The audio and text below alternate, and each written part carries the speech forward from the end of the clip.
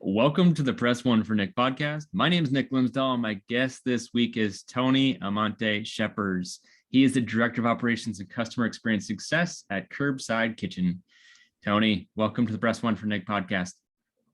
Nick, thanks for the invite. You are welcome.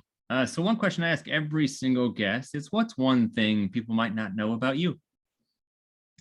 I knew you were going to ask this because I've watched a few of your recordings and I wanted it to be completely unrelated to my professional career. And so I thought of things people may not have known. I ran with the Bulls in Spain, but people know that. Some people know that I ran with the Bulls in Spain. They wrote an article about me in CNN, and I actually wrote CNN saying, no, you got the story wrong. I actually ran into the corral by accident, so please adjust that so I look more stupid. But people know that story. So I was thinking what to tell, and it was, when I was a kid, 8, 9, 10 years old, I'd go to the babysitter down the street. Both my parents worked. And for some reason in Michigan, crazy weather would occur in the summertime, as you know, in Ohio.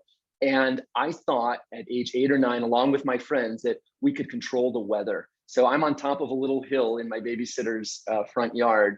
And as the wind comes, we're moving our hands, and you see the rain clouds coming from a distance, and then the rain's coming. So in a world where you really think you have no control at a very young age, for a hot 5 minutes, we thought we were in charge of the weather. And I don't think anyone knows that. That I unless there's somebody that was in your babysitting school class that you're like, yes, I remember controlling the weather. And he or she are probably also listening to the Press One for Nick podcast. Yeah, but she would never admit it, I'm sure. That's awesome. I remember as a kid, you'd put your fingers up and you can almost squeeze the plane as you're driving by, and you can almost carry it. But that's not an aviation podcast. This is talking about customer experience, Tony. That's right. So speaking of customer experience, let's talk about at the very beginning. How do you define success in customer experience?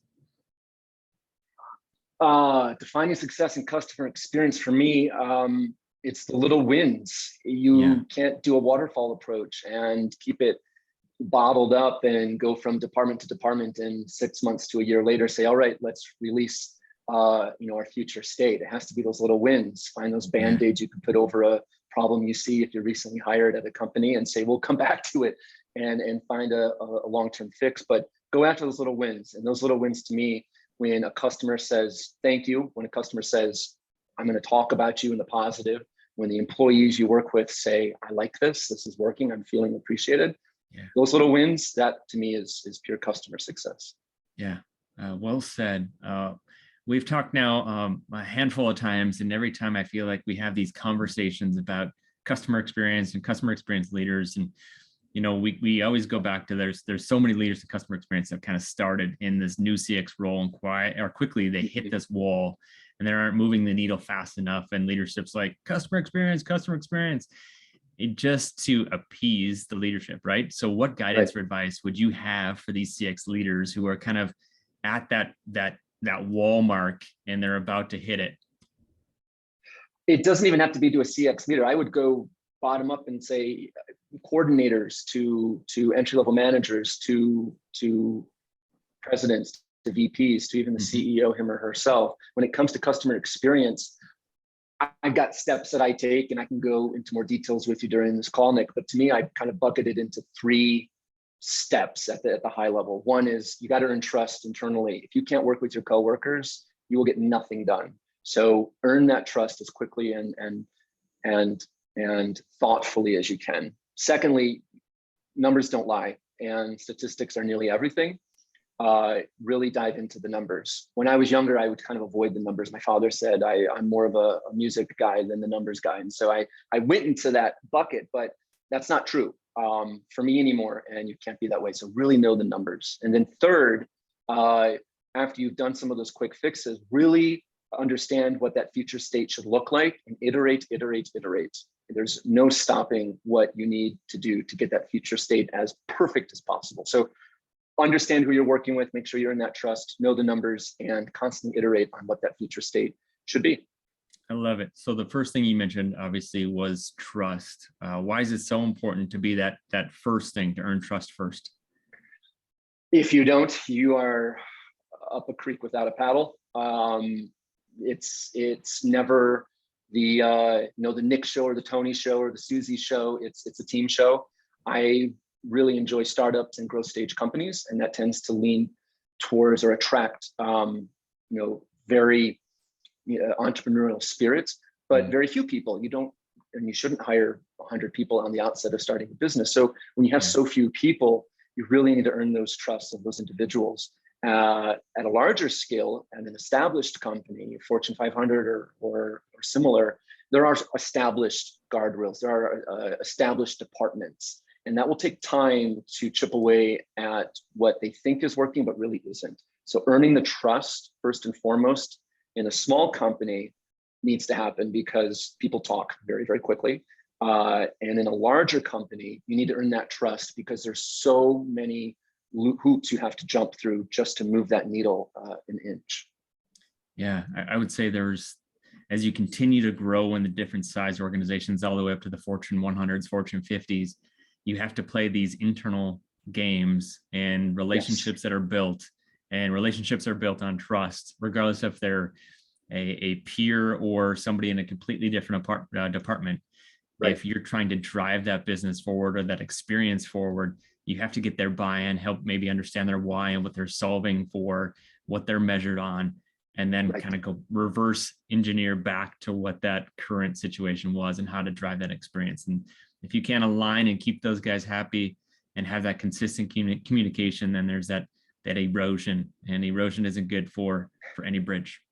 I totally agree. And I have a little example that can help anybody earn that trust faster than what they may think is possible. My friends call me out when I ask what they say are Tony questions. I think you and I chatted about this when we first met. Tony questions can range from anything out of the blue of, if you were in how long could you survive in a lighthouse if you had to guard it and you only had internet and food brought to you once a month? That's like an obscure question, but it kind of talks about your, level of sanity and ability to be alone and how much you like the ocean. To more professionally, I oftentimes ask at the beginning, what is it that you wish would be fixed about what you do every day that you haven't been able to fix? Not because you haven't had the capability. It's not about you, it's about the company. So when you take the pressure off the person and kind of, in a way, if you want to say blame the company, the big building that moves and so forth, what would you like changed if you could? And these sort of esoteric questions really break down the barrier and show the human side of me as a CX leader, as an operations person, and engages the person I'm speaking with so that they put the guard down, and that trust is built immediately. So think of Tony questions, or if your name is Johnny, think of Johnny questions, and just kind of have them be slightly obscure and fun. All right, from now on, I'm just going to call them Tony questions, and people are not even going to know who you are. And they're like, I'm just like, no, don't worry about it. They're Tony questions. My first book written will be the Tony question. I love it. So in the organizations or in businesses, there's always different types of stages, specifically in the startup, right? It's the launch, it's the grow, it's the expand, and then mature, and then hopefully not decline.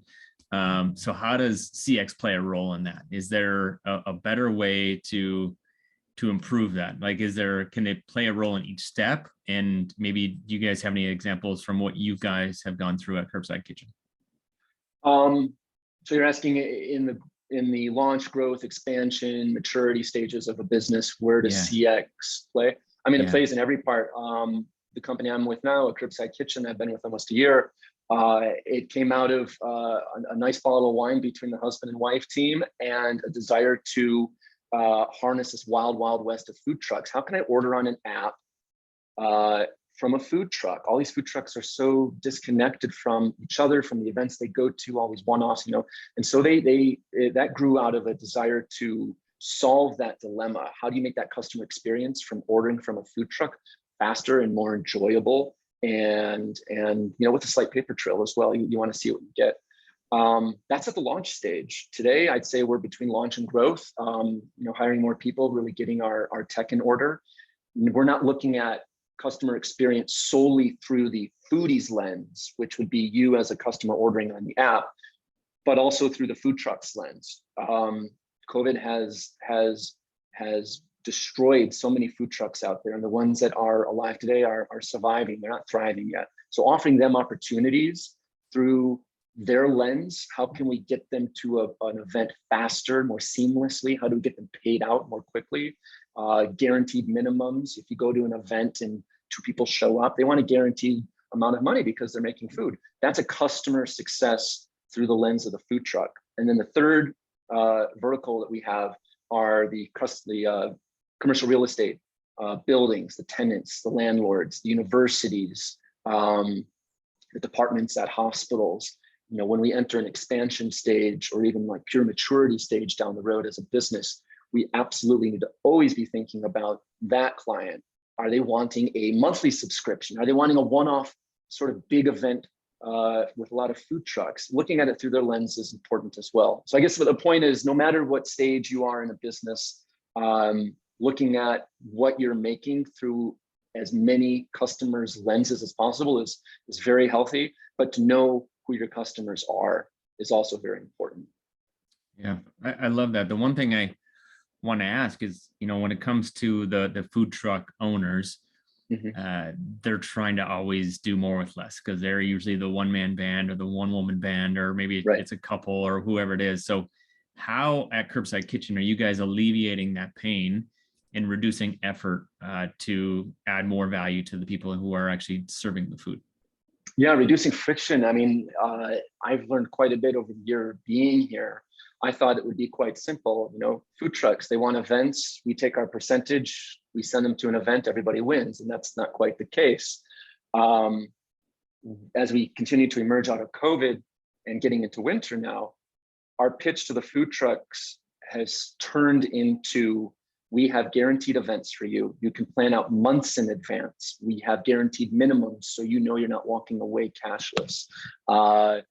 We have the ability for people on our app, the foodies, the customers, to order 48 hours in advance so that you as the food truck owner can plan accordingly, going to Costco, going to the local grocery store, getting the amount of food you need to Sam's Club or whatever. They can plan accordingly. They don't have to be shouting a person's name or selling their wares, because we also do that marketing. And we've changed our marketing as well. We're putting more expectation and onus on the property that partners with us. They initially were expecting us to do all the marketing. And while I would say we're somewhat of a marketing company to an extent, it's the building that requested the food trucks that need to do that marketing. So we help them create flyers, and we suggest social media, Instagram, of course, LinkedIn even as well, to really engage their clients, their tenants, their customers. The food truck needs help. I talked to many of them. Food prices are increasing, as we all know. They don't want to walk away with less in their pocket than what they came with. So guaranteeing minimums, guaranteeing events as far in the future as possible, and making sure that they can see orders coming in up to 2 days in advance has really been quite telling in this industry and very helpful. That's cool. Yeah, I'm always trying to figure out, like, put myself in the consumer's perspective, like the one who's receiving the service. What does that look like, and what do they truly value versus what does the organization think that they value? And sometimes there's a gap between those two. Right. And I think even with customer experience, like, it's customer experience is great, but you know, how do you drive? And I guess that's a question for you, is how do you drive initiative forward to meet the business objective? Because it's not just about CX. I always talk about the pixie dust and fairy tales of customer experience. It's not always just about that. It's about meeting the business objectives and driving the business forward. I would go back to the 3 themes of earning trust internally, knowing the numbers, and constantly iterating. But to dive deeper, to know if your customer experience endeavors are successful or not, one really needs to think through what it is the customer is receiving from you, the company. Here's an example. I walked in the shoes of the foodie, the person that's receiving our text messages, that's ordering on the app and going up to the food truck. And I said, all right, I'm gonna sign up and I'm gonna say I'm gonna go to an event. I'm gonna see how many text messages I get as a person that's downloaded the Curbside Kitchen app. And it was a lot. I think we were sending out anywhere between 4 and 6 text messages up to the point of them actually getting their food. 2 days before, hey, a food truck's coming. A day before, a day and a half before, hey, you can order. The day of, hey, the food truck's here, order if you haven't. When the food truck checks in, hey, the food truck's here. Hey, the food truck's about to leave. Like, it's way too many, way too many. My wife texts me less than that. I mean, I don't want so many texts from a bot. So right now we're changing that and making it much more user focused, making it so that they receive a notification 2 days prior, order now, here's a link. We didn't have a link before. To, hey, the food truck's here, order or show up because they leave by 2. So back to my 3 themes, I'm getting that pushed through relatively easily because I've earned the trust of the people on my team, the owners of the company. I know that needs to happen because I've looked at the numbers and saw that too many text messages are going out and our foodies are not liking it. And then iterating upon it. We over-indexed. We were sending too many messages out on purpose to see if that would be helpful. And we iterate on it. We're iterating on that and doing less. So again, earn trust of the people you work with, know the numbers, constantly change. Yeah, I love it. So there's this famous guy, Mr. Mike Tyson. He said that everybody has a plan until you get punched in the face. He says it with a little bit different pitch. But I believe the same is true in customer experience, right? It's what I mean by that is it doesn't matter how perfect the plan is. Someone is going to complain about something, or maybe you don't hit the expectations that you want or that they want, that they expect. And so what happens when things don't go as planned? Because specifically in startups, when they don't go as planned, you have a little bit more visibility to them. Yeah. Is there a question there? We always yeah. What happens when things don't go as planned? Things don't go as planned. That's what happens. Here's a case in point. There are fewer food trucks out there than ever before, and my boss, the CEO, says, we're sick and tired of okay food trucks. We have a growing competitor out there that is backed by private investors, and honestly, they're taking some of our trucks. What they're doing is taking any truck that will come their way, however. That has been a punch to our stomach, and we have fewer trucks. We don't have those trucks been vending for us currently that are with the competitor. Honestly, that's okay. Why? Because there's going to be a tipping point where the competitor is not charging the fees we charge and thus not providing the service they charge. They're not providing the service that they should be providing because they're not charging enough. We charge a little bit more, but guess what? We have Zendesk. If you have a problem, you can text us, you can call us, email us. Somebody's going to respond to you within 7 minutes, guaranteed. We have somebody working with us full-time off hours in the Middle East, as well as somebody working full-time here in the States. Secondly, when we got punched in the face with that sort of grab of our trucks, within a couple of weeks, a client we wanted to have but didn't because the competitor got it, is communicating with us and saying, this support service that we thought would be there isn't, and it might just be worth working with you guys. So let's talk. I take a punch in the face every day and I get right back up because what doesn't kill you makes you stronger. But also, I'm in it for the long haul with any startup, and it's very exciting to get punched but then get back up again and again and again. Yeah, I think that's so interesting. I'm not a masochist, though. I want to be clear about that. I don't prefer it, but it happens. You just it sounds like Fight Club at Curbside Kitchen. You're just no. But the one thing that I wanted to say is there's a guy I just interviewed, Steve Cadigan. He wrote a book. He was the first chief human resource officer at LinkedIn, and he just recently wrote a book called Work Quake.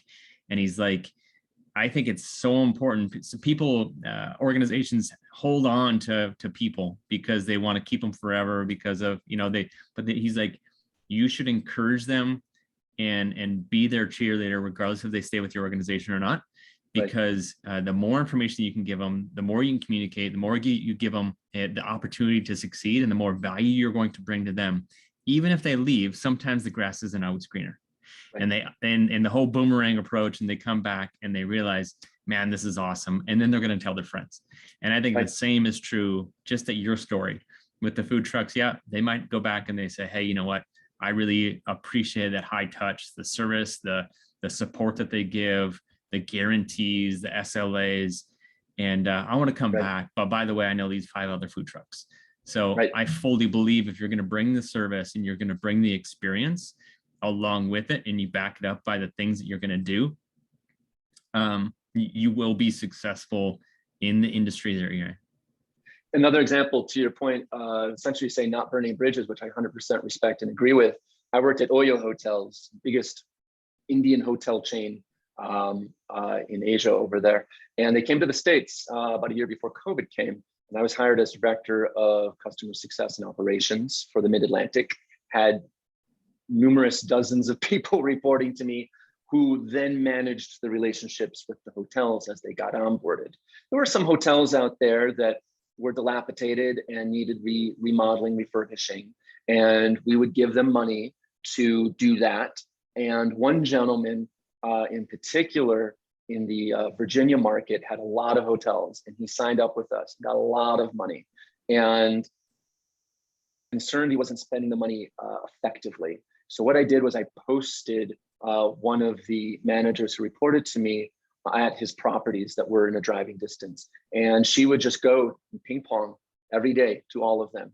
And it wasn't to have a watchful eye, but a helpful hand. And she knew the hotels in the hotel industry like anyone, and suggested ways where he could spend his money more effectively in remodeling. It ended up being the 4 hotels that this gentleman owned, ended up being our shining star. And in terms of average daily revenue and average daily rate that tended to be higher than other hotels that we had. And because of that, because he did so well with us, he gave us referrals of 3, 4, 7, 8, 10 more hotels. Yeah, I made that decision to post that wonderful, wonderful manager there, and it paid dividends. So just know where the extra handholding will be worth the investment, and hopefully it will help you. So I like the story because it's some people want to just be self-serviced. They just want to figure it out on their own. And then there's the completely opposite side of the spectrum. And they're like, I want to interact with the human, and I want every step aligned so I can figure out making sure I don't screw up. And back to the hotel story, I think some people are like, I already know what I need to fix. I've already talked to, ranked them in order, prioritize them, have the budget, and let's roll. And other people are like, this isn't my strength. Like, I just need help. And some people don't necessarily even ask for it because they don't know where to ask or what questions to ask. And so you took or they're too initiative. Prideful. They don't want to ask because they don't want to show some hubris. Yeah. Regardless of the level, I don't care if you're a billionaire or a hundredaire, as the pride tends to get in the way. I totally agree. And reminds me of another example of working in the international education industry. I have those unique set of chops of, at a very young age, running my own business for a while, sending college students in the States overseas on internships. And so I would partner with small businesses across Asia, Europe, and South America, offer them interns for the summer, for a semester, come back, package those, and offer those opportunities, all inclusive to students at universities. And there were a few students from a university I very badly wanted to partner with in California, because if I got in that bloodstream, it would be gangbusters. And so I didn't overextend my team to make sure those couple students were having a good time, but I offer those unexpected, I don't want to call them gifts, but those unexpected moments. So I remember asking them certain questions, as simple as favorite color, or what are you most fearful of about going overseas? And they were most fearful of like not having enough space in a suitcase upon leaving with gifts. And so upon their arrival to Europe, we actually had duffel bags with our brand on it ready for them so that they could they could check that upon departure full of gifts that they bought. Little things like that, it's easy, it's simple. I know our mutual friend Dan Gingiss goes into great detail in his recent book, The Experience Maker, and it's really easy if you just think about it. And I'm hired often to help scale such opportunities, to help scale businesses. So it doesn't have to be these one-off gifts or thinking moments. You can easily scale such wow factors. And it was something that they didn't ask for. Absolutely. I think that's the key, is that, I don't remember if it was in Dan, he'll yell at me, but I don't know if it was in his book or somewhere else that I read. I'm going to give the credit to Dan regardless. Sure. But with like the Ritz-Carlton, if they know that you're going to have it at an extended stay, they will find a picture of your family, put it in a frame and put it next to your bed. And I was like, man, that's a different level than just being like, oh, here's your name tag and here's a couple oranges. Best of luck. Hope you have a great day. It's have you been to Marriott International's headquarters in Bethesda, Maryland, Nick? I have not, no. It's interesting. I was a management consultant there for a year in their digital department.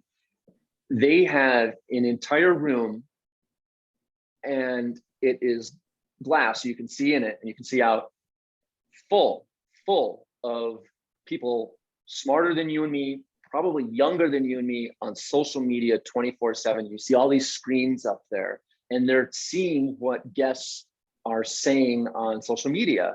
And if somebody has a complaint or somebody has a wow thing, these individuals message the hotel, which is a franchise, by the way. Marriott headquarters owns very, very few hotels. These are individually owned mom and pop, Marriotts. They message the front desk staff and say, hey, so-and-so would like this, heads up, it'd be great if you can make that wow moment possible. I mean, that Marriott has the money to have an entire staff doing that. You don't need to do that regardless of how much money you have as a company, but that's a way you can scale such wow moments. And wow, the customer will definitely remember.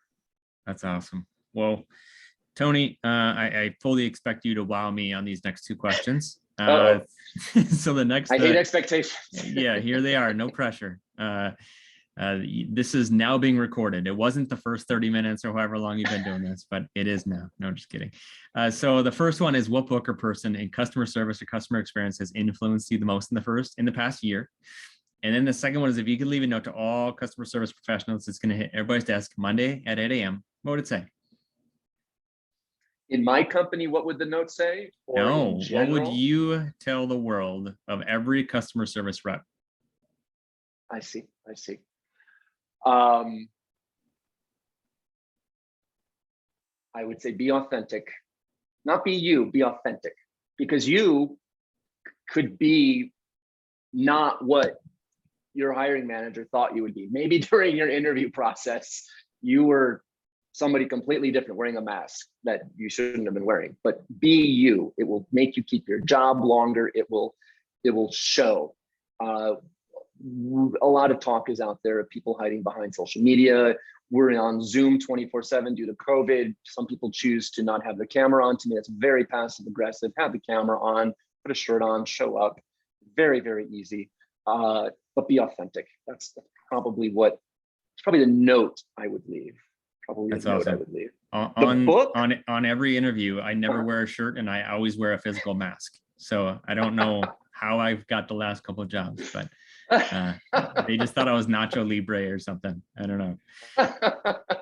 So what book or person in customer service or customer experience has influenced you the most in the last year? It's influenced me every year I read it, even though it's slightly becoming out of date, but it needs to be a staple to any customer experience person. And it's Seth Godin's Purple Cow, Transforming Your Business by Being Remarkable. It's a very thin book, so don't feel that you're going to get bogged down. It really is speaking towards marketing and customer experience as one. And have you read it? I have. Yeah.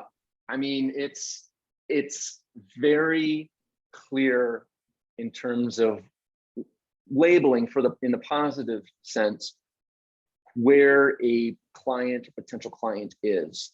And I forget the whole order, but I know you really want what Seth Godin calls a sneezer. You want somebody that speaks so much and so highly about you and so naturally that you're getting business because of it at $0, zero expense. What is the customer lifetime value, the CLV, customer, and that's a customer experience statistic. You know, over the lifetime of the customer, what are you actually getting from them? Yep. You have to think about how much it costs for you to acquire them, and if you can get them via a sneezer, as Seth Godin says, you really have won. And speaking further of Seth Godin, he has a daily, every day, 365 days a year, blog entry. Sometimes it's a sentence, sometimes it's 3 or 4 paragraphs. I get it every morning, and it really crafts what I say in my weekly roundups on Fridays that I write for my own employer. And I really go across all departments asking what's up, talking about roadblocks, talking about successes, talking about what's happening next week, goals, the statistics as well. But writing that weekly roundup is really crafted by his daily messages I get from Seth Godin. So I highly recommend any and all to sign up for his daily free email. I love it. Yeah, Seth Godin, he's a legend. So I would recommend that. So what's the best way if my listeners are like, this dude's awesome, I need to connect with him? How are they going to go about doing that? First off, Look in the mirror, because that person's probably, I'm not a motivational speaker. Well, I have a number of blog entries myself on LinkedIn. I think LinkedIn is the best and easiest to get in touch with me. Shoot me a message. I get them all the time. My personal phone number's on there. My email's on there. You can email me at my current job as well, Tony@curbsidekitchen.com, but LinkedIn is probably the best. You can find me in my other hobby of recording jazz music. I sing jazz, so I'm on Spotify if you need some background music while you talk to customers. But LinkedIn's probably the easiest. Tony Amante Schepers. It's awesome. Find Tony on wherever jazz music is played, and you will not find me wherever jazz music is played. Not because I don't like jazz music. I just am not. That is not my talent. But I'm glad somebody's out there that does it. Hey, the Tony, musicians need listeners too. yeah, I hear that. So Tony, thanks, man. I appreciate your time and looking forward to staying in touch. Nick, this was really fun. I appreciate your time.